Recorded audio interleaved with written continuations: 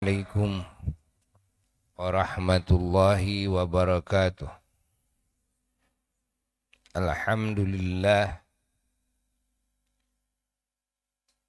wa afdalus salati wa atammu taslimi ala sayyidina Rasulillah wa ala alihi wa sahbihi wa mawalah wa la hawla wa la quwwata illa billah. Amma ba'du fa ya ibadallah usikum wa nafsi bitaqwallah faqad fazal muttaqun. Para jamaah sekalian dan juga segenap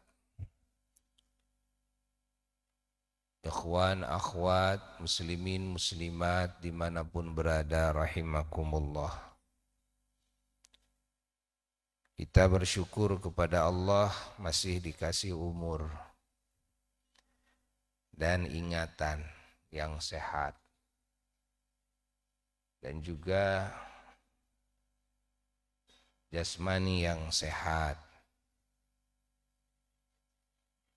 dan dikasih keamanan, dikasih ketentraman, dikasih kedamaian, dikasih kebahagiaan hati,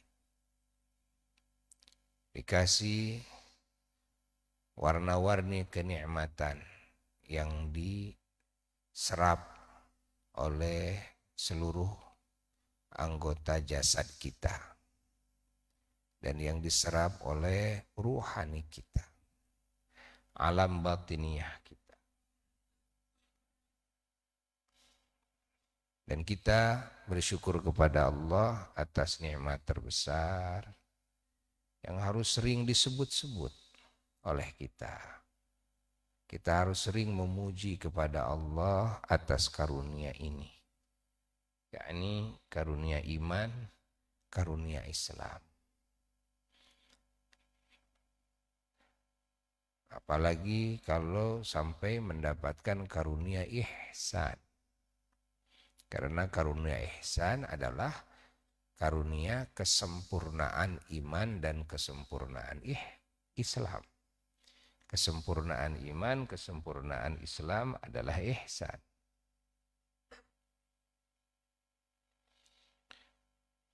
Di mana ihsan itu adalah mulai masuk kepada maqam al-qurbi minallah. Makom kedekatan dari Allah. Ihsan itu adalah makom adab dan akhlak yang mulia. Ihsan itu adalah makom suluk, menempuhnya hati, berangkatnya hati, as-sair, berangkatnya hati ilallah kepada Allah. Dan juga maqam mujahadah, memerangi hawa nafsu. Bukan cuma memerangi setan saja. Artinya memerangi setan udah lewat. Ini bahasan umum. Tapi kalau sudah memerangi hawa nafsu, itu lebih berat daripada memerangi setan.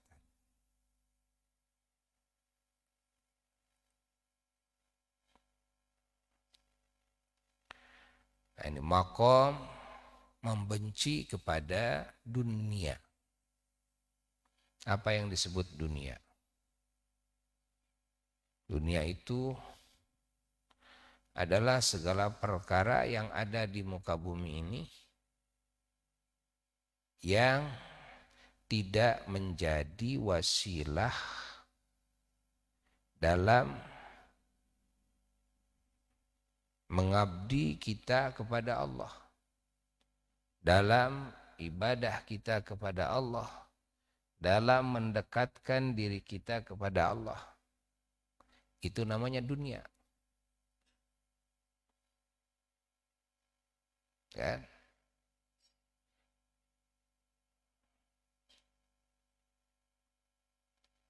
Walaupun kita punya Quran segudang, punya kitab segudang, kitab hadis, kitab fikih, tapi tidak mendekatkan hati kita kepada Allah, tidak mengingatkan hati kita kepada Allah, itu dunia masuknya.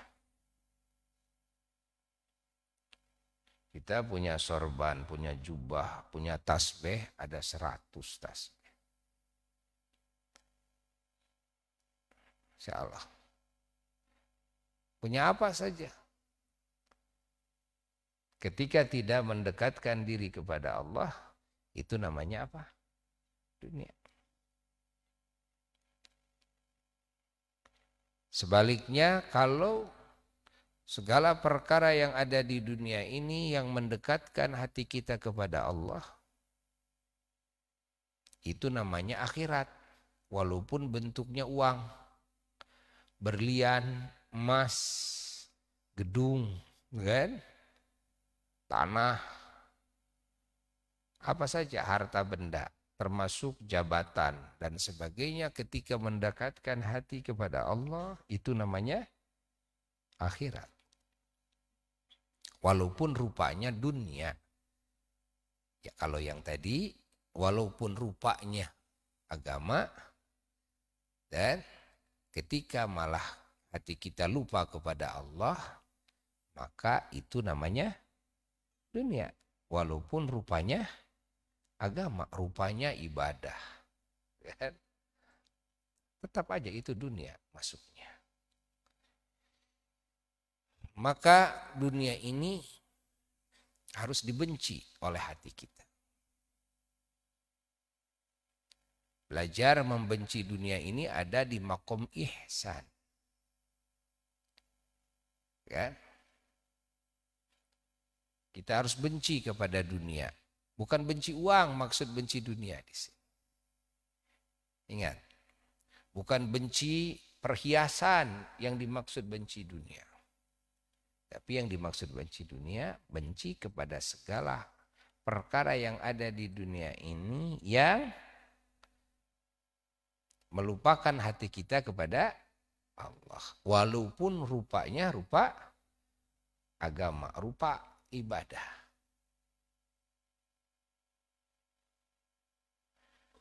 Benci oleh kita. Jauhi.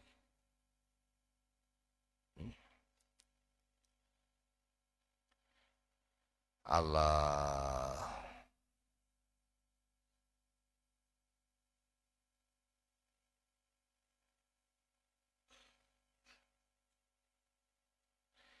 Kalau yang mengingatkan hati kita kepada Allah, walaupun rupanya dunia, itu adalah akhirat.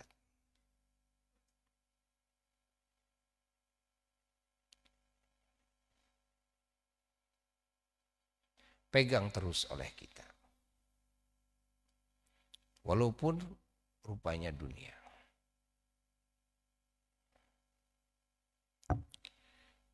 Nah, ihsan adalah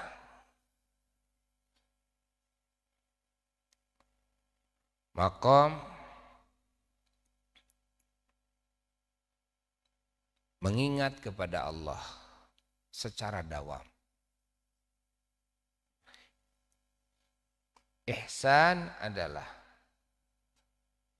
makom rasa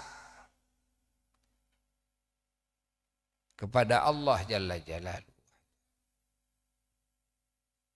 Makom rasa.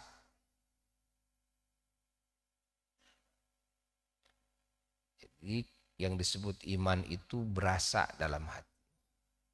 Yang disebut percaya kepada Allah, percaya kepada nikmat Allah, yakni pahala dari Allah, percaya kepada siksa Allah, kan? Itu berasa dalam hati. Percaya kepada janji-janji Allah, percaya kepada ancaman Allah, itu berasa dalam hati. Nah, ini rasa ini adalah ihsan.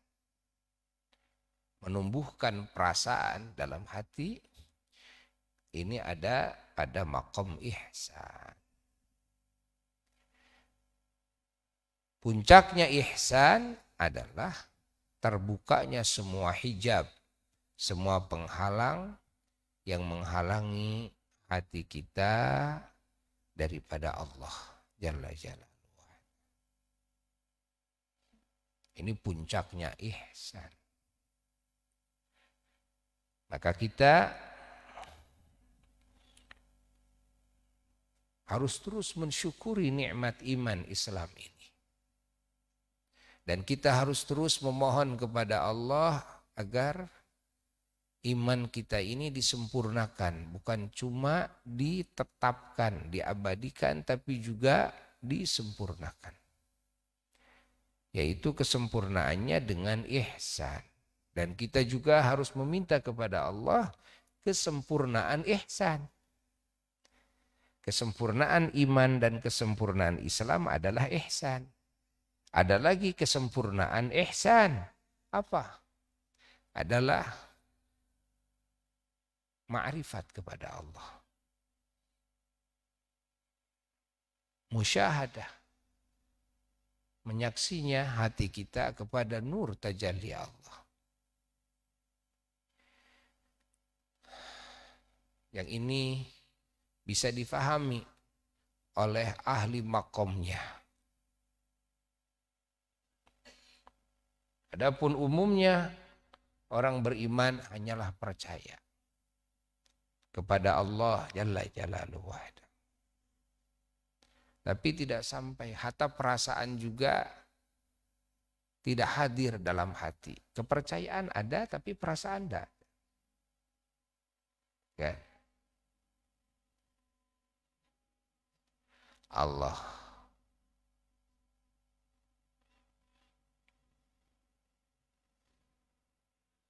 Seperti ini percaya ini pedas, ya kan? Rujak ini pedas, percaya. Ada yang cuma percaya saja tapi tidak berasa.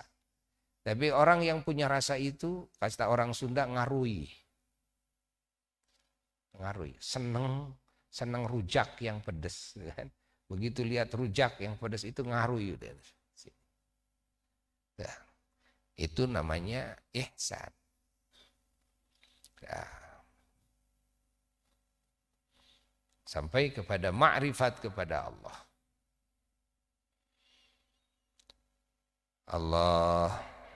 Semoga Allah Ta'ala memberikan rizki kepada kita. Iman, Islam, dan ihsan.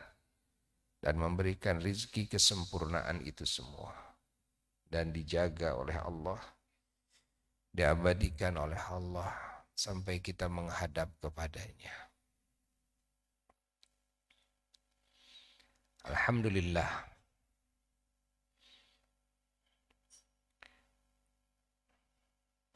Apa itu iman? Apa itu Islam? Apa itu ihsan? Iman, Islam, dan ihsan ini adalah hubungan hati. Ingat. Dengan Allah yang kuat. Dan hubungan hati dengan Kangjeng Nabi Muhammad sallallahu alaihi wa alihi wasallam yang kuat. Hubungan apa hubungan hati itu? Hubungan kepercayaan, keyakinan, hubungan cinta, hubungan pengagungan, hubungan ketundukan hati. Pahami? Ini maksud dengan hubungan. Satu, hubungan kepercayaan, keyakinan. Dua, hubungan cinta. Tiga, hubungan pengagungan. Empat, hubungan ketundukan hati kepada aturan-aturan Allah dan Rasulullah sallallahu alaihi wasallam. Ini pokok. Ini pokoknya. Ini yang disebut dengan iman, Islam, dan ihsan. Dan ini yang disebut dengan takwa. Ini yang disebut dengan ibadah. Jika tidak ada hubungan itu dengan Allah, jika tidak ada hubungan itu dengan Rasulullah Sallallahu Alaihi Wasallam, apa arti takwa? Apa arti ibadah? Apa arti iman? Apa arti Islam? Apa arti ihsan? Orang yang percaya kepada Allah tapi tidak percaya kepada Rasulullah Sallallahu Alaihi Wasallam, yakni kepada Nabi Muhammad Sallallahu Alaihi Wasallam, mereka masih disebut kafir. Ingat. Walaupun beriman kepada Allah, beriman kepada semua utusan Allah kecuali kepada Nabi Muhammad Sallallahu Alaihi Wasallam, mereka tetap disebut kafir. Tidak ada iman artinya. Tidak ada Islam, tidak ada ihsan, tidak ada takwa, tidak ada ibadah. Pahami? Dan ketahuilah, semakin kuat hubungan hati dengan Allah dan dengan Rasulullah Sallallahu Alaihi Wasallam, ini berpengaruh kepada kesempurnaan iman, kesempurnaan ihsan, kesempurnaan Islam, kesempurnaan takwa. Semuanya ada pada hubungan hati, ta'alluqnya hati. Ilaqah qalbiyah. Dan hubungan hati dengan Allah, hubungan hati dengan Sayyiduna wa Maulana Muhammad Sallallahu Alaihi Wasallam. Masya Allah. Pahami?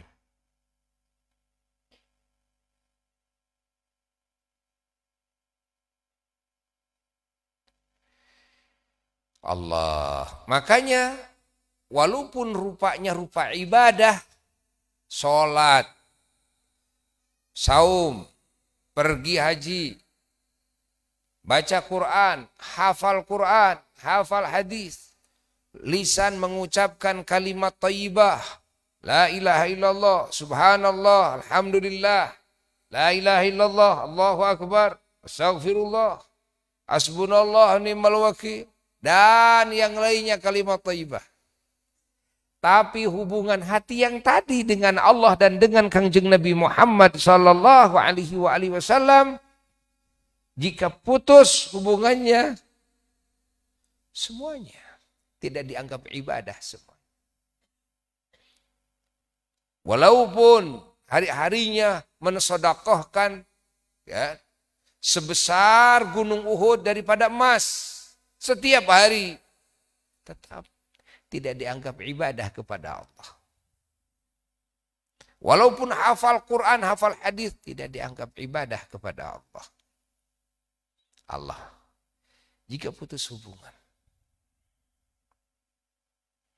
Lalu, jika ada pertanyaan, bagaimana kalau orang yang hubungan hatinya seperti yang tadi, kepercayaannya, kecintaannya, pengagungannya, ketundukannya kepada Allah dan Sayyidina Muhammad SAW sempurna memenuhi jiwa, tapi dia tidak sholat, tapi dia tidak puasa umpamanya,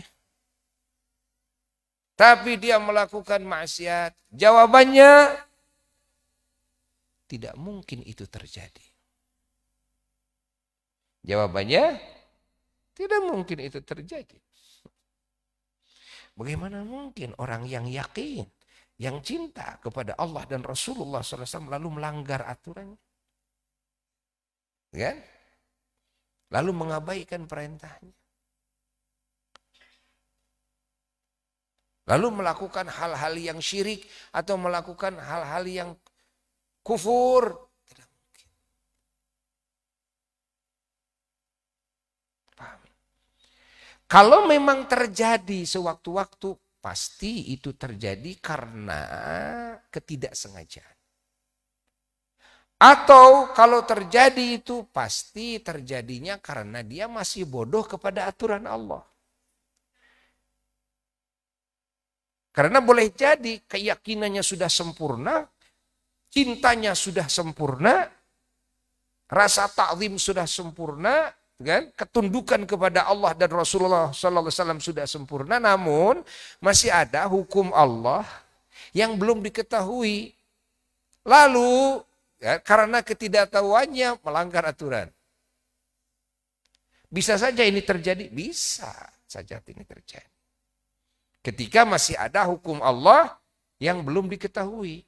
Tapi keyakinannya sempurna. Tapi kecintaannya sempurna kecintaannya. Ya.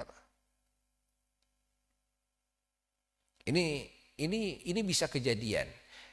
Bukan cuma di satu orang, dua orang. Di banyak orang. Di banyak orang.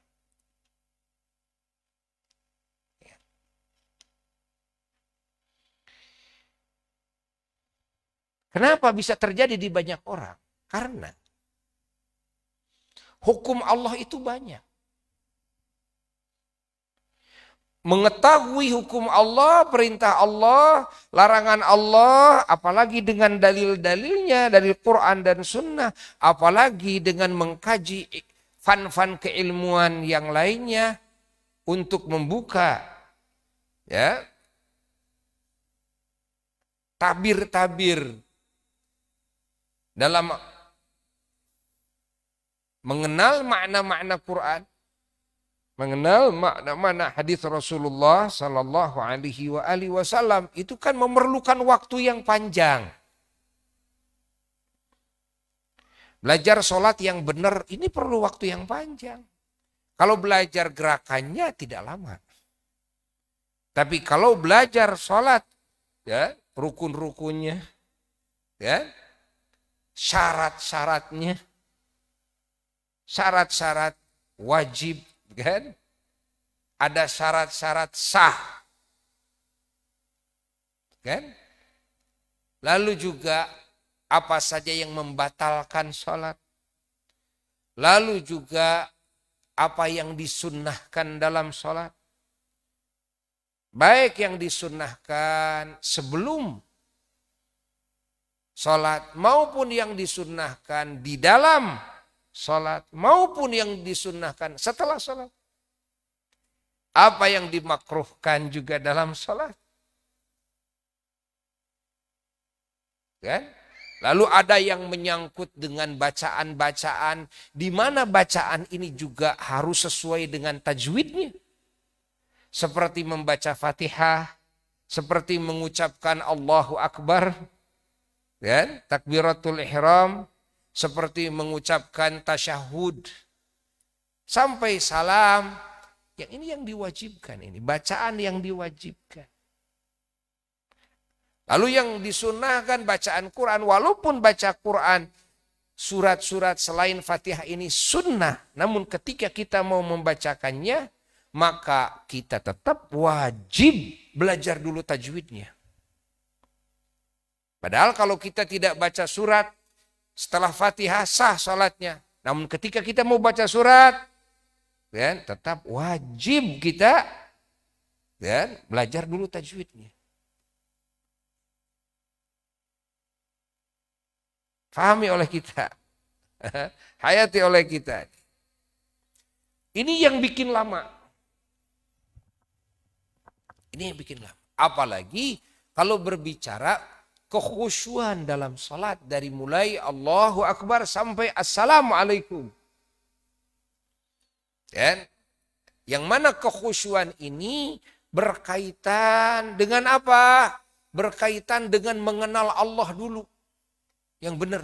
Mengenal sifat-sifat Allah. Kenapa? Emang mau khusyuk kepada siapa? Kepada Allah. Tahu sifat-sifat Allah tidak? Oh, tidak tahu. Bagaimana mungkin kita bisa khusyuk? Lalu khusyuk ini berkaitan dengan mengenal makna apa yang diucapkan oleh kita dalam bacaan-bacaan dalam sholat.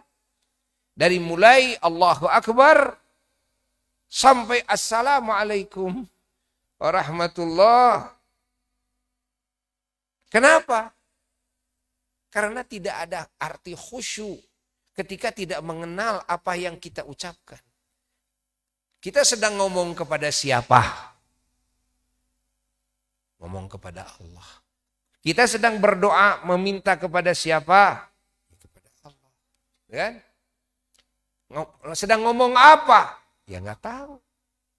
Loh, mau khusyuk gimana? Mau khusyuk gimana? Paham? Dan melatih kekhusyuan ini juga harus dilatih dulu kefokusan hati. Melatih fokus. Ya. Hati ini supaya fokus. Fokus kepada sesuatu.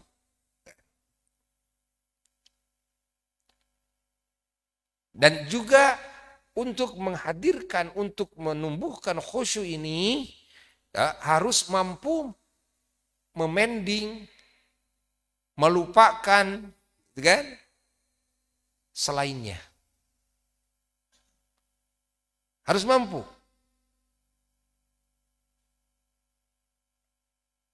Ini kan tidak gampang untuk bisa khusyuk kepada Allah. Khusyuk di dalam menghayati apa yang kita ucapkan kepada Allah. Ya kan? Ini nggak gampang. Apalagi ketika banyak masalah dalam kehidupan kita. Yang terus merasuk jiwa kita. Ya kan? Sehingga kita sulit bisa mengingat fokus, kan? Khusyuk.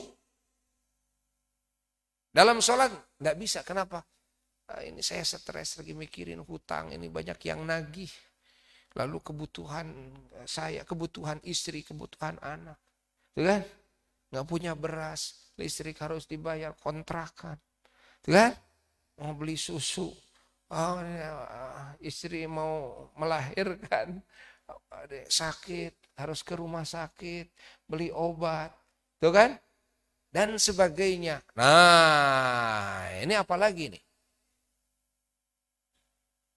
Lebih sulit lagi khusyuk. Dan yang juga yang bisa menghalangi khusyuk apa? Adalah ketika kita mencintai, kan? Yang lainnya. Kita lagi seneng umpamanya film, kan? Kita lagi seneng hiburan, kita lagi seneng olahraga, kita lagi seneng apa saja, hati kita lagi mencintai sesuatu, lalu hati ini harus khusyuk kepada Allah, sangat sulit sekali. Sangat sulit sekali. Kenapa? Hatinya itu juga, nggak ada dua hatinya. Hati yang dipakai khusyuk kepada Allah adalah hati yang dipakai cinta kepada selain Allah. Hati yang dipakai khusyuk kepada Allah adalah hati yang stres dengan berbagai permasalahan hidup. Bagaimana khusyuknya? Sulit itu khusyuk. Sulit. Ini perlu pelajaran di luar sholat. Ya? Sholat kan cuma 4 menit. Kalau di 4 menit saja kita tidak bisa khusyuk, bagaimana di sekian puluh jam? Jadi kalau kita mau belajar khusyuk dalam sholat yang 4 menit, harus bisa khusyuk selama 4 menit di luar sholat. Itu minimal. Bagaimana mengkhusyukkan hati kepada Allah di luar sholat? Supaya apa? Supaya ketika dalam sholat yang 4 menit ini kita bisa khusyuk karena sudah terlatih di luar sholat. 5 menit, 10 menit gitu kan. 1 jam khusyuk tidak terganggu. Nah, ini perlunya belajar khusyuk di luar sholat. Jadi perlu latihan untuk khusyuk itu. Makanya banyak jamaah yang bertanya kepada Buya, bagaimana hati saya supaya khusyuk? Supaya khusyuk itu, kan? Kita harus betul-betul mengenal Allah. Kita harus menumbuhkan rasa cinta kepada Allah. Karena dengan cinta, orang bisa khusyuk kepada yang dia cintai. Hati ini harus mengenal keagungan Allah dan hati ini harus dididik mengagungkan Allah. Sehingga dengan mengenal keagungan kan Allah, hati ini akan khusyuk kepada apa yang diagungkan oleh hatinya. Ada orang terhormat datang, umpamanya ke rumah kita, kan? Hati kita khusyuk kepada orang tersebut, sehingga kita masak, beli itu, beli ini, walaupun ini pekerjaan banyak, tapi hati kita khusyuk kepada orang yang kita, hormati. Ada kekasih kita datang ke rumah kita, hati kita fokus gak kepada kekasih? Fokus. Lalu kita masak, lalu kita beli kue itu ini. Walaupun kita ngobrol dengan si A dan si B, walaupun kita bikin itu bikin ini, itu semua tidak menghalangi khusyuk kita kepada kekasih kita. Nah, ini pelajaran cinta dan pelajaran ta'zim ini kan bukan pelajaran yang enteng. Maka perlunya terus mengenal Allah, mengenal Sayyiduna wa Maulana Muhammad sallallahu alaihi wasallam. Dari sisi apa yang harus kita kenali? Dari sisi kebaikannya, dari sisi kesempurnaannya, dari sisi itu kan. Ingat. Keistimewaannya. Kenapa? Karena sifat hati ini kan akan condong, kan? Akan condong, akan senang, akan terpikat oleh sesuatu yang ada kelebihannya. Apa saja, kalau tidak ada kelebihan, hati ini tidak bisa, sulit, kan? Nggak bisa condong. Cuma bisa mainin bola, kotak-katik, cuma bola doang. Hanya ngotak-ngatik bola doang. Nah, kan? Ini orang bisa ngotak-ngatik bola. Nah, artinya dia ada kelebihan. Hati kita ini akan condong. Dan dia cuma bisa bernyanyi, indah suaranya, gitu kan? Enak didengarnya. Ini artinya ada kelebihan. Hati ini bisa condong. Gitu kan? Hati ini langsung bisa senang. Nah, perempuan cantik, laki-laki ganteng, atau dari sisi kepintaran, gitu kan? Apa saja kelebihan-kelebihan, hati ini akan condong. Ketika melihat kebaikan-kebaikannya kepada kita, atau kepada yang lainnya, ini orang baik banget, dermawan banget gitu kan. Hati ini akan condong kepadanya. Ketika ada kelebihan, hati akan condong. Walaupun kelebihannya dalam haliah duniawiyah. Jadi, kan, untuk menumbuhkan cinta, harus tahu kelebihannya. Nggak akan bisa cinta kepada ilmu kalau tidak tahu bagaimana kesempurnaan ilmu. Bagaimana kehebatan ilmu. Tidak akan cinta kepada ulama kalau dia tidak tahu keunggulan ulama. Ketinggian derajat ulama. Kan? Tidak akan cinta kepada wali, sama seperti itu. Tidak akan cinta kepada nabi, ya sama seperti itu. Tidak akan cinta kepada Allah kalau tidak tahu maha sempurnanya Allah. Kalau tidak mengenal maha baiknya Allah. Maha kuasanya Allah. Maha sucinya Allah dari segala sifat kekurangan. Nah, ini harus terus diingat untuk menumbuhkan rasa cinta, menumbuhkan rasa ta'zim. Nah, ini yang akan menggait hati kita untuk fokus kepadanya. Ya. Untuk fokus kepadanya. Jangan ada yang dicintai oleh hati selain Allah dan Rasulnya yang paling di posisi yang paling puncak. Selain itu di bawahnya. Kenapa? Kalau ada yang menyamai Allah dan Kangjeng Nabi Muhammad SAW dalam posisi cinta, kan? Dalam posisi ta'zim, maka sulit, mustahil hati bisa khusyuk kepadanya. Akan terbagi atau akan condong kepada selain Allah. Kenapa kita sulit untuk dihadapkan hati ini kepada Allah dan Rasulullah? Karena kita lebih cinta kepada selain Allah dan Rasul. Lebih cinta kepada urusan jabatan, urusan politik, urusan organisasi, urusan duit, urusan hiburan. Lebih cinta ke sini, maka akan sulit dan mengkhusyukkan hati kepada Allah dan Rasulullah Sallallahu Alaihi Wasallam. Tidak usah ditentang oleh kita. Enggak, saya lebih cinta Allah. I love Allah, I love Rasulullah Sallallahu Alaihi Wasallam. Nggak usah diomongin, nggak usah diomongin. Itu kan akan beda antara apa yang diucapkan dan apa yang dirasakan oleh hati. Ya, nggak usah menyangkal, nggak usah. Dan rasakan saja sama hati kita. Karena ini adalah merupakan kaidah, gitu kan? Adiyah, kaidah yang sudah menjadi lumrah kebiasaan manusiawi. Hati ini akan condong kepada yang ia cintai. Gitu kan?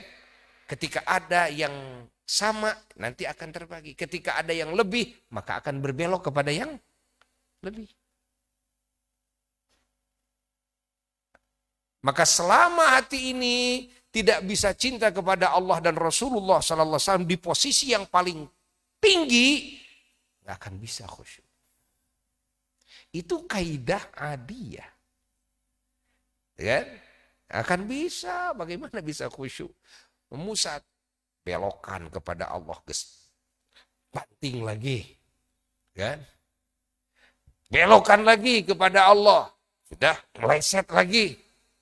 Belokan kepada Allah, meleset lagi dari mulai Allahu Akbar sampai Assalamualaikum. Udah ratusan kali dibelok-belok, diluruskan kepada Allah, difokuskan kepada Allah. Ratusan kali beloknya. Bahkan terkadang pas Assalamualaikum sedang tidak mengingat Allah sama sekali.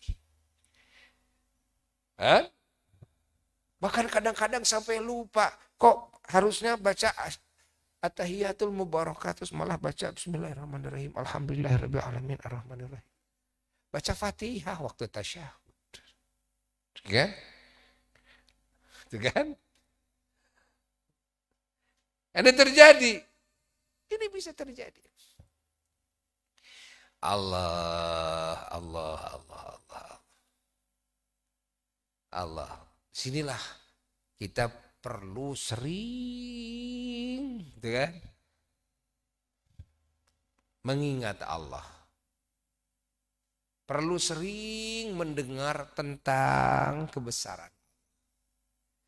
Dan kebesaran baginda Rasulullah Sallallahu Alaihi Wasallam. Karena dasar yang paling dasar, yang disebut ibadah, yang disebut takwa, yang disebut iman, Islam, ihsan, semuanya adalah nih kuatnya hubungan hati dengan Allah dan dengan Sayyiduna wa Maulana Muhammad. Setelah itu silahkan punya hubungan kepada yang lainnya, tapi di bawah itu. Kepada para nabi, kepada para rasul. Tapi di bawah. Kan? Kepada para wali. Kita wajib cinta tetap di bawah Allah dan di bawah Kangjeng Nabi Muhammad Sallallahu Alaihi Wasallam. Tiga. Nah, bagaimana mungkin bisa cinta tanpa mengenal? Maka membicarakan kebesaran Allah dan kebesaran Sayyiduna wa Maulana Muhammad SAW itu harus jadi kebiasaan sehari-hari dalam obrolan kita. Di dalam mendengar kita, gitu kan? Ingat. Di dalam melihat tulisan-tulisan yang menceritakan kebesaran Allah dan kebesaran Sayyidina Maulana Muhammad Sallallahu Alaihi Wasallam. Fokuskan, ya, fokuskan. Hayati, ya. nanti akan menguatkan hati. Hati ini akan semakin kuat dalam fokusnya. Kalau semakin kuat dalam fokusnya, tidak gampang ketika ada hal-hal yang mengganggu hati. Tetap hati ini kuat. Kuatnya hati ini. Mula-mula ada goyang, ada oleng. Tapi gampang diluruskan lagi, gampang dipusatkan lagi, gampang difokuskan lagi, gitu kan? Banting, ya, dari kanan, banting dari kiri, gitu kan? Nah, tarik sama setan, ya. Ada setan yang gaib, ada setan manusia, ada setan jin, macam-macam yang mengganggu hati. Agar hati berbelok dari Allah, berbelok dari Sayyidina Maulana Muhammad Sallallahu Alaihi Wasallam. Tapi karena dilatih terus, kan? Ya mula-mula begitulah. Hati ini kan bisa oleng, hati ini bisa goyang. Ya. Bahkan pertama-pertama masih sering terbawa perasaan ini, hati ini terbawa oleh yang mengganggu dari kanan, yang mengganggu dari kiri, gitu kan? Masih terbawa, akhirnya lupa Allah, lupa Rasulullah SAW. Nah, setelah rajin terus melatih hati supaya fokus, kan? Mulai dibontang-banting masih kuat nih, walaupun ada agak oleng juga, ya.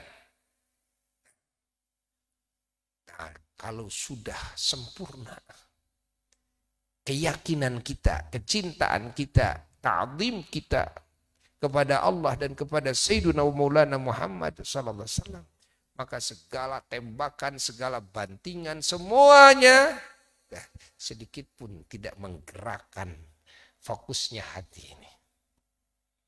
Tidak menggerakkan fokusnya. Dikala itulah kan, ingat, dikala itulah setan kalah. Setan tidak mampu lagi masuk ke dalam jiwa kita. Setan tidak lagi bisa masuk ke darah kita. Panas dia kalau mau dekat. Dikala itulah segala kebatilan semuanya akan hancur. Akan hancur. Allah qad ja'al haqqu wa zahaqal batil. Karena hak sudah datang. Hati sudah istiqomah dalam hak. Ya, kalau hati sudah istiqomah dalam hak, dalam kebenaran, maka secara otomatis segala kebatilan semuanya. Insyaallah. Secara otomatis. Wa zahaqal batil itu secara otomatis. Allah, Allah, Allah, Allah, Allah, Allah. Salah satu yang bisa menguatkan hubungan hati dengan Allah, banyak berzikir dengan kalimat la ilaha illallah, la ilaha illallah, la ilaha illallah. Nah, itu menguatkan hati kepada Allah. Salah satu wirid yang bisa menguatkan hubungan hati dengan Sayyidina Maulana Muhammad Sallallahu Alaihi Wasallam adalah memperbanyak membaca salawat salam kepada Sayyidina Maulana Muhammad. Atau kan, membacakan ayat Quran yang khusus menceritakan keagungan, keunggulan Sayyidina Maulana Muhammad sallallahu alaihi wasallam. Seperti mana? Seperti laqad ja'akum. Dan dawam laqad ja'akum. Hayati maknanya. Laqad ja'akum rasulun min anfusikum azizun 'alaihi ma 'anittum harisun 'alaikum bil mu'minina raufur rahim. Fa in tawallaw faqul hasbiyallahu la ilaha illa huwa 'alaihi tawakkaltu wa huwa rabbul 'arsyil 'azim. Laqad ja'akum rasulun.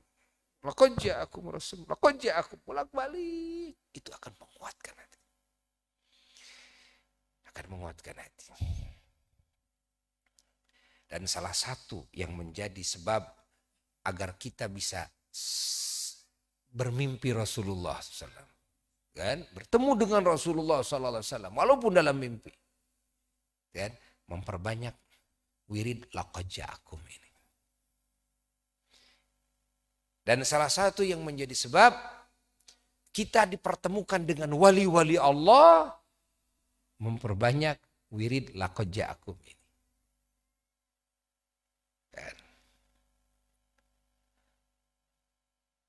Pahami oleh kita. Dan ini mujarrab. Ini mujarrab. Alhamdulillah. Tahadduts bin ni'mah yang menerima anugerah. Kan?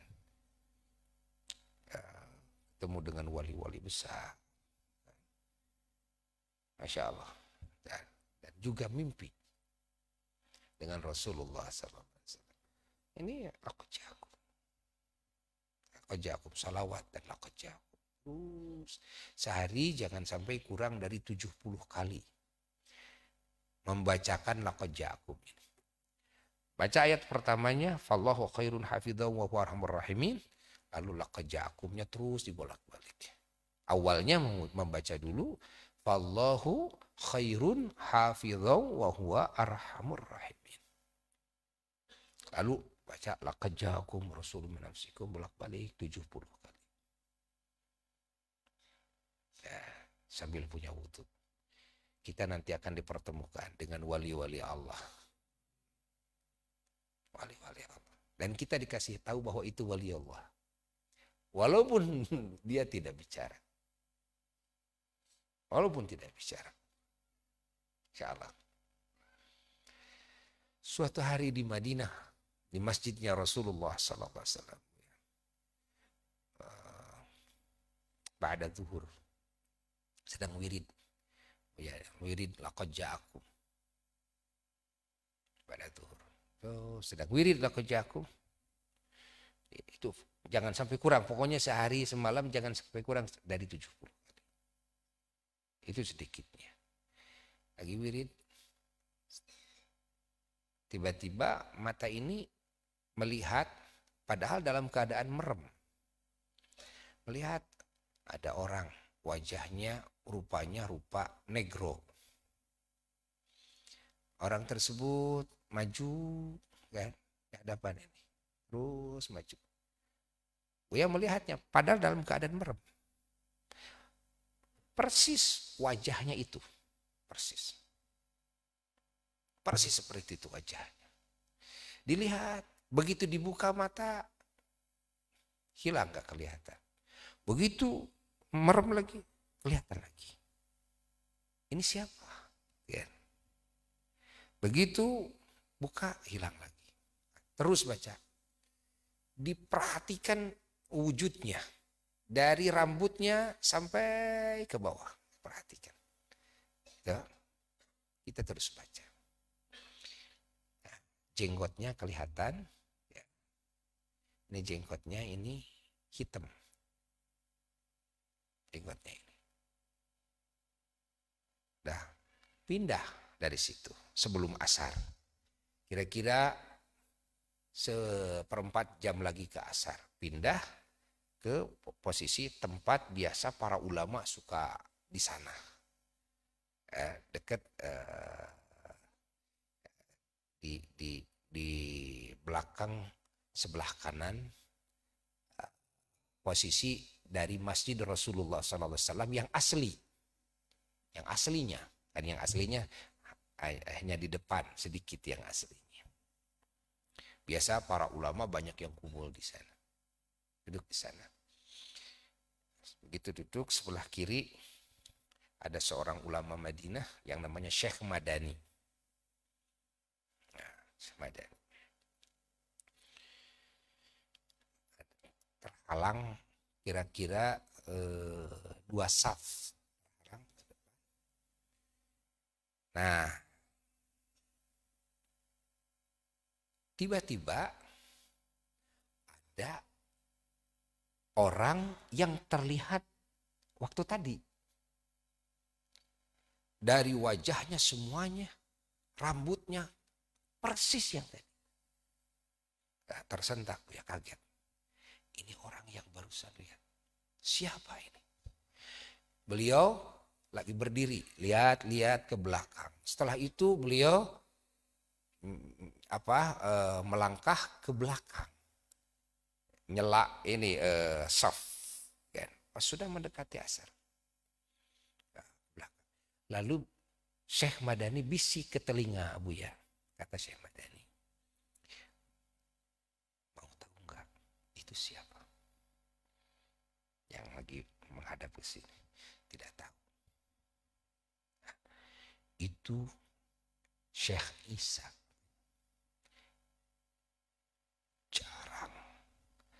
Jarang kebetulan bisa bertemu dengan beliau. Para ulama pingin ketemu sama beliau, sulit sekali. Beliau sebulan ada di Mekah, sebulan ada di Madinah, tidak pakai sandal. Dari Mekah ke Madinah jalan kaki, dari Madinah ke Mekah jalan kaki. Kalau makan hanya dari sampah. Itu namanya Syekh Isa. Nah, Buya bisik lagi kepada Syekh Madani. Syekh, beliau barusan saya lagi wirid di sebelah situ. Ini mata dipejamkan melihat beliau. Wajahnya beliau persis. Beliau berkata, Masya Allah, Masya Allah, Masya Allah. Kan? Ini orangnya yang barusan saya lihat. Ini orangnya. Kata beliau, sebentar lagi ke sini. Ternyata betul. Beliau Syekh Isa itu ke belakang. Nyela itu saf. Kita berdiri. Lalu kita salaman. Salaman. Begitu salaman diperhatikan ada yang beda dengan yang tadi. Di jenggot. Tadi jenggotnya kelihatannya hitam. Tapi ini putih. Jenggotnya tadi kelihatan hitam. Pendek jenggotnya. Pendek. Tapi kok ini kan di hadapan. Ini putih. Nah, udah. Gak banyak itu ini. Sudah salaman sama beliau. Tidak ngomong, tidak apa-apa. Beliau itu cuma salaman hanya kepada Syekh Madani dan kepada Buya. Tidak kepada yang lain. Setelah itu beliau muter lagi, balik lagi ke depan. Duduk begini. Mau menjelang adzan asar. Duduk begini. Buya ingin hadiah. Ceritanya ke depan sengaja sebelum adzan. Ke depan. Lalu sedekah kepada beliau. Nah, dalam hati saat itu kenapa yang tadi kok jenggotnya hitam, tapi ini putih waktu salaman. Begitu kita salaman kepada beliau, sengaja sambil hadiah itu, beliau sambil begini. Begitu ditatap lagi berubah menjadi hitam saat itu. Persis seperti yang dilihat awal. Dan sesuai dengan yang dilihat waktu merem. Padahal diperhatikan waktu salaman yang pertama, itu kan, ini yang beda, jenggotnya putih. Gitu kan. Tapi seketika jenggotnya jadi hitam. Nah, setelah itu kembali lagi ke belakang. Begitu kembali ke belakang, kata Syekh Madani, kalau dibicarakan sama kita suka ngilang. Kata Syekh Madani. Baru aja ngomong, ini kan mau sholat asar, di depan sudah tidak ada. Sudah tidak ada. Nah, ini terjadi beberapa kali. Ya kan? Itu lagi wirid laqad ja'akum. Ini mujarrab sekali. Mujarrab sekali. Di salah satu wirid daripada yang bisa itu mempertemukan kita dengan orang-orang besar. Di antaranya wirid laqad ja'akum.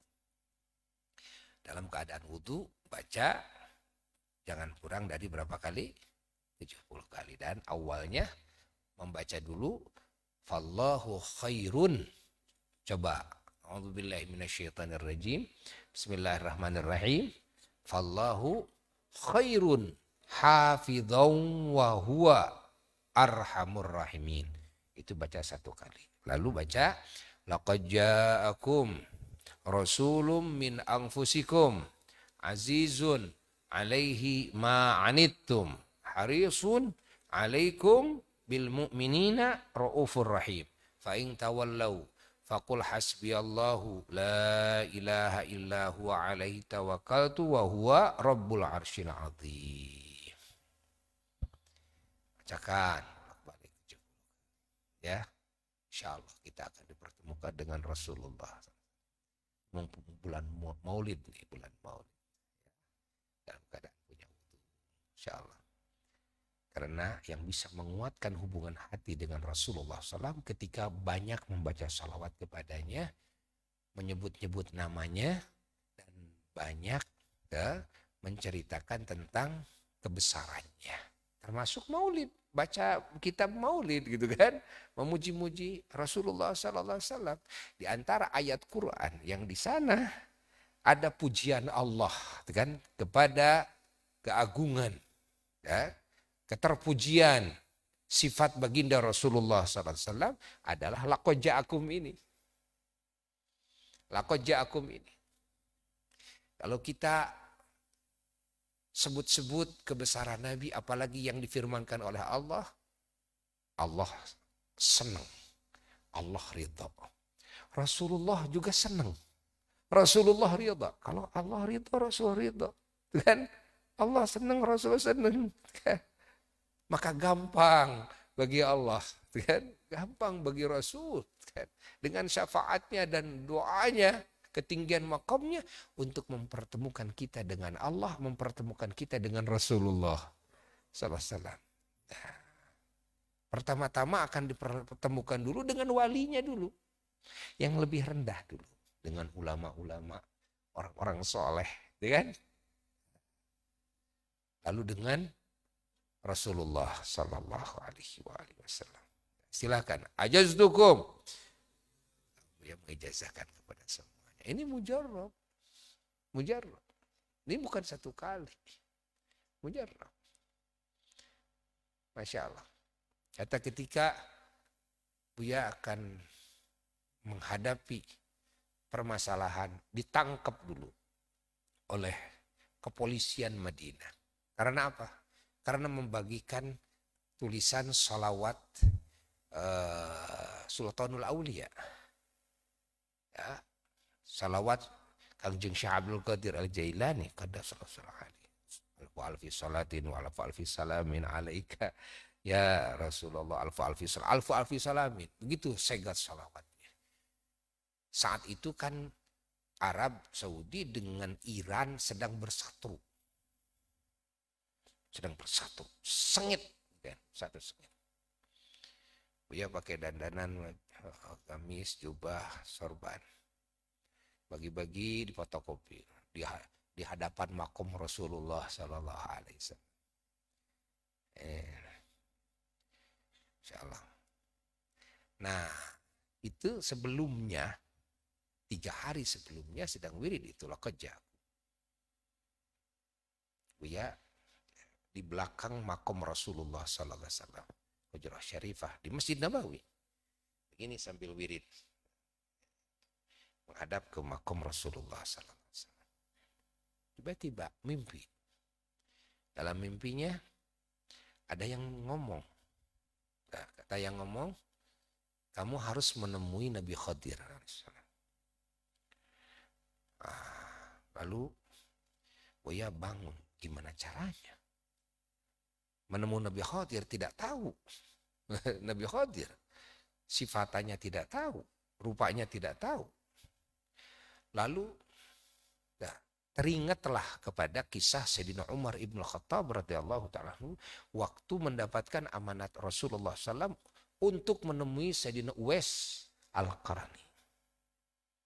Ya, Sayyidina Umar cerdas. Setiap kumpulan di Masjidil Haram, di situ, di sini, kan? Beliau sengaja mengucapkan salam dengan menyebut nama Sayyidina Uwais. Karena apa? Karena menjawab salam wajib hukumnya. Nanti ketahuan mana Sayyidina Uwais, berarti itu yang menjawab. Kalau masuk ke Masjidil Haram ada kumpulan Assalamualaikum ya Uwais Al-Qarani. Gak ada yang jawab.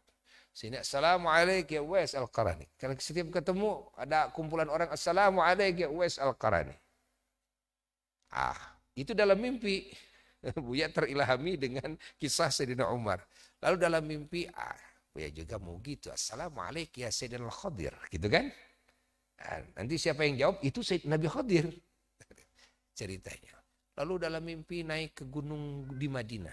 Gunung batu di Madinah. Begitu naik ke gunung, di sana banyak orang-orang yang memakai kain kafan. Tapi kain kafannya diihramkan. Banyak sekali. Tapi mereka itu cuma tidur doang. Tidak mati, cuma tidur doang. Naik ke gunung. Begitu naik ke gunung, Assalamualaikum Sayyidina Khadir. Assalamualaikum Sayyidina Khadir. Nggak ada yang jawab. Terus naik gunung. Assalamualaikum. Begitu sampai kepada yang sedang tidur, ya, wajahnya masih terbayang. Jenggotnya terbayang. Rambutnya terbayang. Kan? Begitu sampai ke sana, pas ini banyak yang lagi berbaring. Assalamualaikum Sayyidina Khadir. Beliau menjawab. Ketemu Nabi Khadir salaman. Lalu setelah itu beliau mengisyaratkan akan kejadian ini begini solusinya. 3 hari kemudian terjadi Buya ditangkap. Lagi bagi-bagiin selebaran salawat alfi salat ditangkap. Tangkap hari Senin waktu itu kejadiannya. Sedang puasa. Bawa langsung ke kantor polisi. Ya. Ke kantor polisi yang plus di sana ada penjaranya. Nah, setelah itu diadili oleh para polisi Madinah. Sambil menggebrak-gebrak meja. Sambil teriak-teriak. Dijawab sama Buya dengan tenang. Sudah ada jawabannya kan. Apa yang akan terjadi kita sudah tahu. Karena sudah dikasih tahu sama Nabi Khadir dalam mimpi. Jawabannya udah tahu. Tenang saja. Jawab ini gini. Ya. Akhirnya mereka sudah nggak bisa ngapa-ngapain. Pertanyaannya sudah kita jawab dengan tenang kita jawab. Akhirnya kita dibawa ke ruang khusus kamar jenderal. Bawa ke jenderal. Akhirnya begitu bawa ke jenderal, jenderal nanya. Persis seperti nanya polisi, cuma dengan sangat sopan. Paspor Buya dikasihin sama jenderal. Pertanyaan ini jenderal itu sama dengan pertanyaan bawahannya. Nah, ini saya kewargaan saya ini dari Indonesia. Cerita jawab. Kenapa membagi-bagikan itu kertas apa? Ceritakan. Itu kertas salawat. Lalu kenapa bagi-bagian? Ya, pingin saja membagi-bagikan kan. Membagi-bagikan salawat agar orang bersalawat. Ya, agar orang bersalawat.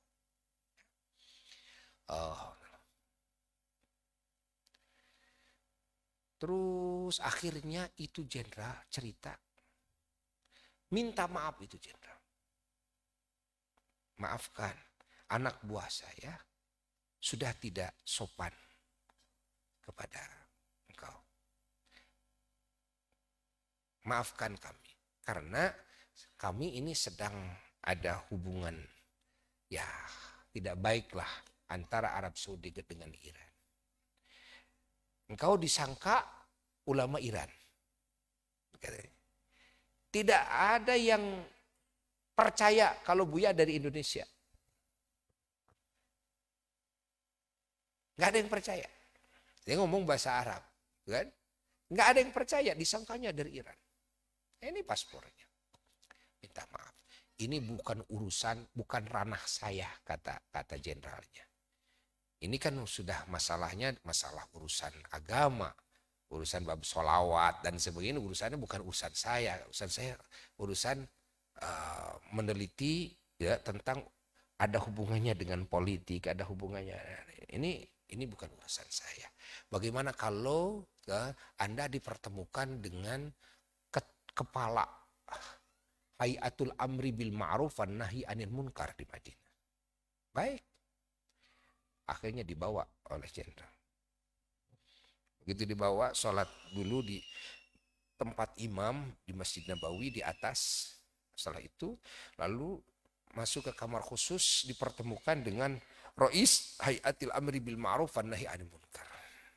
Nah, setelah itu tanya, ngobrol, akhirnya begitu sedang ngobrol begitu ya, dijelaskan oleh Buya berbagai hal yang dipertanyakan, lalu dia merangkul. Ya. Kita sama-sama saudara. Ya. Kita sama-sama saudara. Ini sudah. Ya. Engkau tidak ada masalah. Ya. Minta maaf. Dan juga ngasih nomor HP kalau perlu bantuan dari kami. Dari sini, dari Arab. Saya bisa membantu. Oh, mau apa saja. Mau Quran, mau bikin masjid dan sebagainya katanya. Saya sih bisa bantu. Nah, Masya Allah. Sampai minta maaf. Apa yang diisyaratkan oleh Sayyidina Khadir alaihi salatu wassalam. Masya Allah, bukti nyata. Itu salah satunya dari barokah wirid apa? Raqajak. Kita akan dipertemukan dengan guru yang akan menyelamatkan kita dari dunia sampai akhirat. Kalau kita dawam. Kita akan dilepas dari orang-orang yang akan menjauhkan kita dari Allah dan dari Rasulullah SAW. Walaupun itu guru kita yang awal. Ya kan? Ketika ini menjauhkan dari Allah dan Rasulullah SAW, kita akan dilepas. Dan kita akan dipertemukan dengan guru yang akan menyelamatkan kita. Ini salah satu keberkahan dari wirid laqad ja'akum rasulun min anfusikum azizun alaihi ma'anittum harisun alaikum bil mu'minina raufur rahim. Dakwahnya sekali lagi setiap hari jangan kurang dari berapa? 70.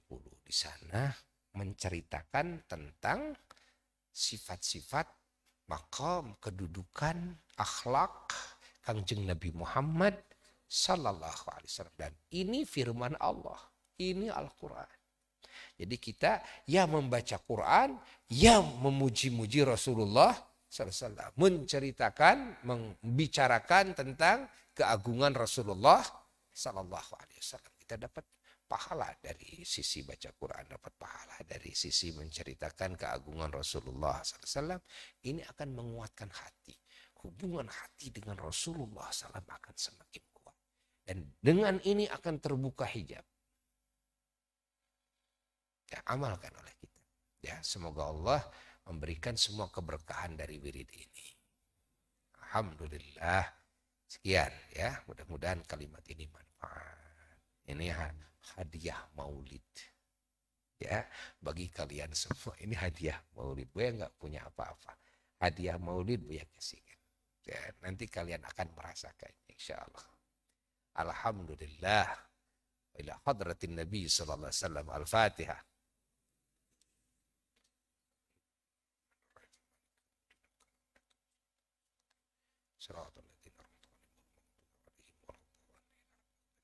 Wassalamualaikum warahmatullahi wabarakatuh. Kepada jamaah malam Selasa yang akan datang, kita akan mengadakan maulid pusaka di sini ya, dari Ba'da Isya. Ya, bawa tumpengnya ke sini, bikin tumpeng. Bawa tumpeng ke sini, walaupun kecil-kecilan. Nanti untuk disodakohkan juga, untuk kita juga disodakohkan kepada yang lain ya.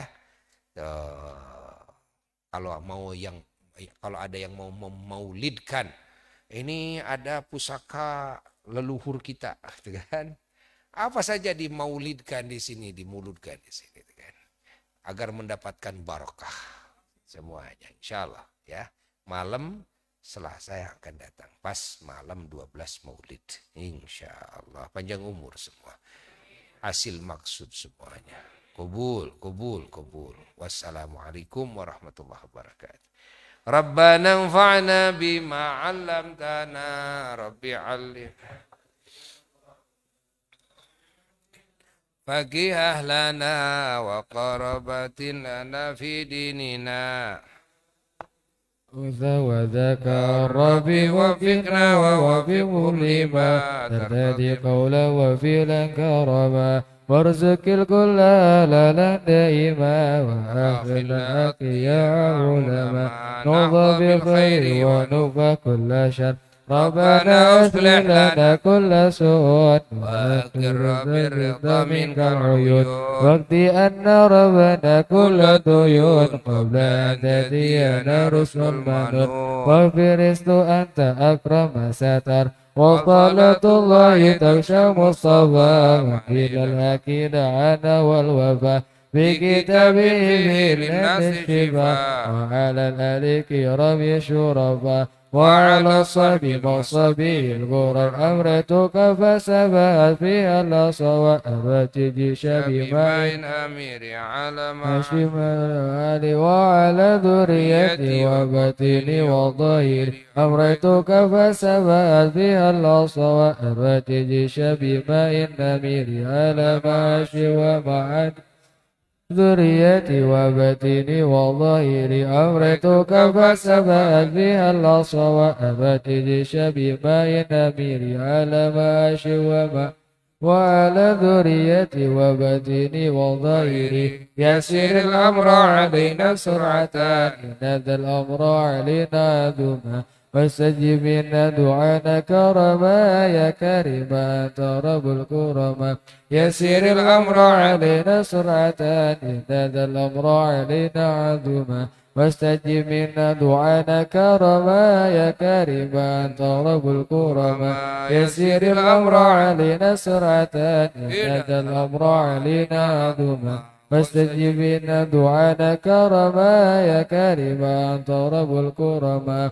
اللهم اهدنا بهداك واجعلنا ممن يسارع في رضاك ولا تولنا وليا سواك ولا تجعلنا ممن خلف أمرك وعصاك يا ربنا اعترفنا بأننا اقترفنا وأننا أصرفنا على لظى أشرفنا فتب علينا توبة تغسل لكل أوبة استر لنا عوراتي وآمن راعتي واغفر لوالدينا ربي ومولودينا أهل والإخوان وسائر الخلان وكل ذي محبة أو جيرة أصوبة مسلمين أجمع آمين يا ربي عسنا فضلا وجد منا لا باكتساب منا اصطفى رسولي نرضى بكل رسول صلى وسلم ربي عليه أدلى لي وصبي عدة تسس بي والحمد لله بالبدء والتناهي.